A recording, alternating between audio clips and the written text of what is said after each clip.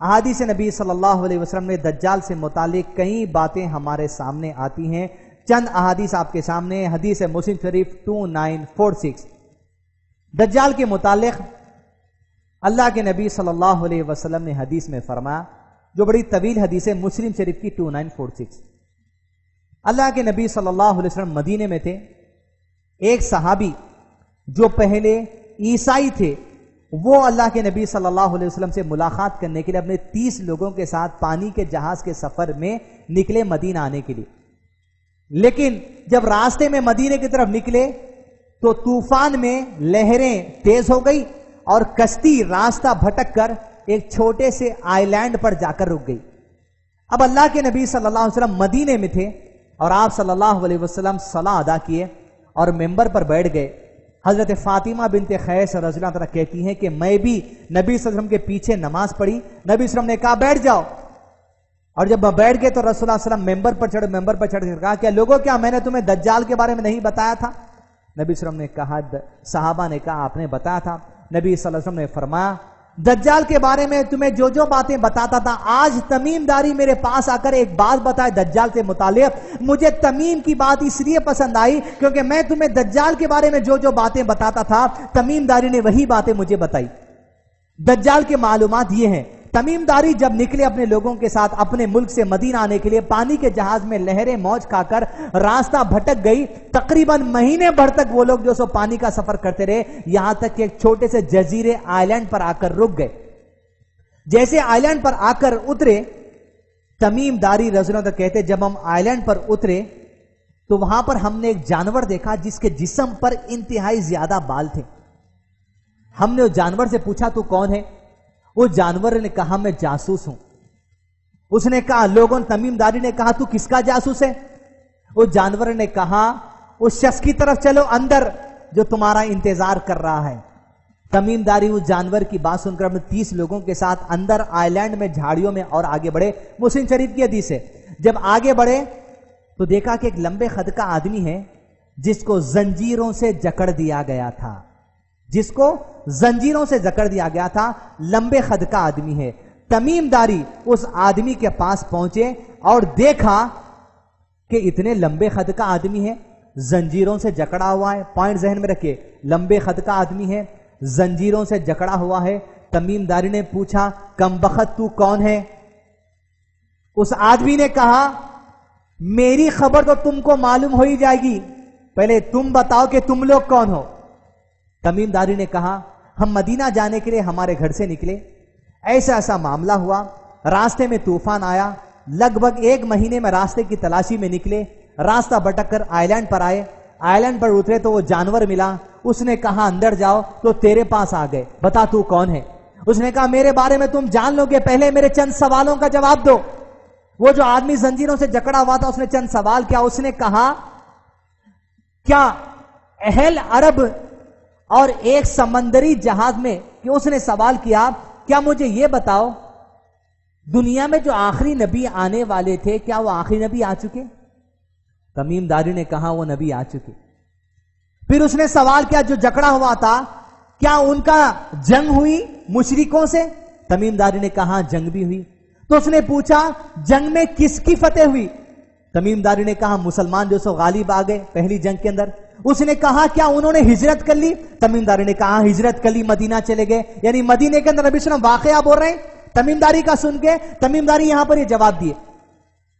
تو تمام تر باتیں سن کر اس آدمی جو جکڑا ہوا تھا اس نے کہا لوگوں کے یہ بات، اللہ کی حکمت دیکھیے، اللہ کا پیغام سنانے کا، اللہ کے معاملات، مشیت کی باتیں مشیت جانے. وہ آدمی کہتا جو زنجیروں سے جکڑا ہوا تھا لوگوں کے لیے اسی بات میں خیر ہے اس نبی کی اتباع کر لے. اور سنو تمیم داری، میں ہی دجال ہوں. اللہ سبحانہ تعالیٰ کا یہ معاملہ ہے، اس کی یہ مشیت ہے. وہ دجال جو زمین پر سب سے بڑا فتنہ بننے والا ہے، اسی کی زبان سے اللہ نے لوگوں کو نصیحت کروا دی. لوگوں کے لیے یہی خیر ہے وہ نبی محمد صلی اللہ علیہ وسلم کی اتباع کر لے. اس دجال نے کہا میں ہی دجال ہوں. کیا صفات بیان کی گئی؟ لمبے قد کا ہے، زنجیروں میں جکڑا ہوا ہے، نامعلوم جزیرے کے اندر آئی لینڈ میں جکڑا ہوا ہے، اور وہ نبی صلی اللہ علیہ وسلم کے بارے میں جانتا ہے. پھر اس نے کہا میں دجال ہوں، اور کہا عنقریب مجھے خروج کی، ایگزٹ کی اجازت دی جائے گی، میں اللہ کی حکم سے زنجیریں کھول دیے جائیں گے اور میں نکل پڑوں گا۔ اور انہیں بولتا اپنے بارے میں، اور جب میں نکل پڑوں گا میں زمین کا چکر لگاؤں گا، زمین کو قتل و غارت گری، خون خرابے سے بھر دوں گا، اور پھر نیست و نابود ساری دنیا کو کرنے کی کوشش کروں گا، لیکن میں مکہ اور مدینہ میں جب داخلہ لینے کی کوشش کروں گا، مکہ اور مدینے کے دروازوں پر فرشتے مجھے روک دیں گے، میں مکہ مدینہ میں داخل نہیں ہو سکتا۔ دجال کی چوتھا معاملہ ہے، وہ مکہ مدینہ میں داخل نہیں ہوگا، اللہ تعالیٰ فرشتوں کے ذریعے اسے روک دیں گے۔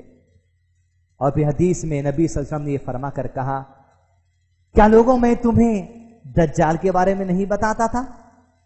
پھر اللہ کے نبی صلی اللہ علیہ وسلم نے فرمایا، اپنی ممبر پر چھڑی مار کر کہا، یہ یثرب ہے، یہ یثرب ہے، یہ یثرب ہے، یعنی یہ مدینہ ہے، یہ مدینہ ہے، یہ مدینہ ہے۔ اے میرے صحابہ، مدینے میں دجال داخل نہیں ہو سکتا، مکے میں دجال داخل نہیں ہو سکتا۔ نبی صلی اللہ علیہ وسلم نے فرمایا، مجھے تمیم کی بات اس لیے اچھی لگی کیونکہ تمیم نے جو باتیں کہیں وہ میں نے تمہیں جو باتیں کہی تھی اس سے میچ ہوتی ہیں۔ پھر اللہ کے نبی صلی اللہ علیہ وسلم نے دوسری حدیث میں فرمایا کہ زمین پر انسانوں کے لیے جو سب سے بڑا فتنہ ہوگا، آزمائش کے لیے، وہ فتنہ دجال ہوگا۔ اللہ کے نبی صلی اللہ علیہ وسلم نے دوسری حدیث میں فرمایا، دجال کی 2 آنکھوں کے درمیان کافر لکھا ہوگا، مومن اسے پڑھ لیں گے۔ اور اللہ کے نبی نے فرمایا، لوگوں یاد رکھو دجال کانا ہوگا اور تمہارا رب اللہ کانا نہیں ہے۔ سبحان اللہ۔ لوگ سمجھتے ہیں دجال کو 1 آنکھ ہوگی، کنپٹی پہ پیشانی پر 1 آنکھ اتار کر بتاتے، نہیں، دجال کو 2 آنکھ ہے، 1 آنکھ اندھی ہے اس کی، کانا ہے، 1 آنکھ سے دیکھ سکتا، اور 1 آنکھ کانی ہے، 1 آنکھ والا نہیں ہو، آنکھیں 2 ہیں، 1 کانی ہے، 1 سے دیکھ سکتا۔ نبی صلی اللہ علیہ وسلم نے فرمایا دجال کانا ہے۔ پھر آپ صلی اللہ علیہ وسلم نے فرمایا دجال انتہائی دھوکے باز ہے، اس کو اتنے پاورز اللہ تعالیٰ دے دیں گے، وہ آسمان سے اشارہ کریں گا تو بارش برسیں گی، وہ لوگوں کے پاس جائے گا، لوگوں کو ہاتھ میں جنت بتائے گا، 1 ہاتھ میں جہنم بتائے گا۔ نبی صلی اللہ علیہ وسلم نے فرمایا خبردار دھوکے میں نہ آنا، اس کے ہاتھ میں جو جنت ہوگی حقیقت میں دوزخ ہوگی، اس کے ہاتھ میں جو جہنم ہوگی حقیقت میں جنت ہوگی، جتنے مومن ہوں گے اسی دوزخ میں کود جانا، حقیقت میں وہی جنت ہوگی۔ وہ زمین پر فتنہ فساد مچاتے پھرے گا، یہاں تک کہ عیسیٰ علیہ السلام نازل ہوں گے، اور عیسیٰ علیہ السلام نازل ہو کر دجال کے لشکر کی طرف چلیں گے، یہاں تک کہ دجال کے لشکر سے مسلمان زبردست جنگ کریں گے۔ عیسیٰ علیہ السلام کی نظروں میں نظریں جب دجال ملائے گا، لد کے مقام پر، لد آج اسرائیل کا ملٹری ایئر بیس ہے، وہاں دروازے پر عیسیٰ علیہ السلام پکڑیں گے اور نیزے سے اس کے سینے میں ڈال دیں گے نیزہ، اور وہیں پر ختم کر دیا جائے گا وہ اور دجال کی تمام فوج۔ یہ زمین کا جو سو فتنہ ختم ہو جائے گا۔ نبی صلی اللہ علیہ وسلم نے فرمایا دجال کا جو معاملہ ہے، اس کا جو فتنہ ہے وہ 40 دن تک چلے گا۔ کتنے دن تک؟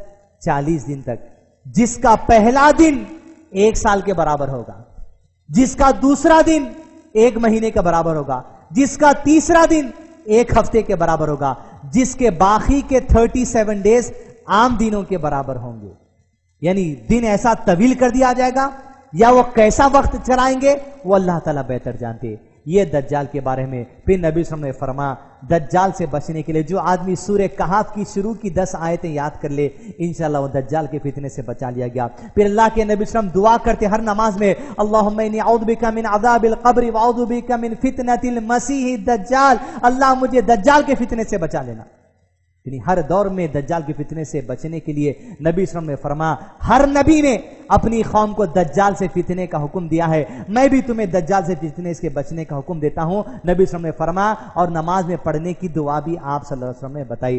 یہ دجال کے متعلق مختصر احادیث کی روشنی میں ہے، واللہ اعلم، علماء کرام مزید بہتر جواب دے سکتے ہیں۔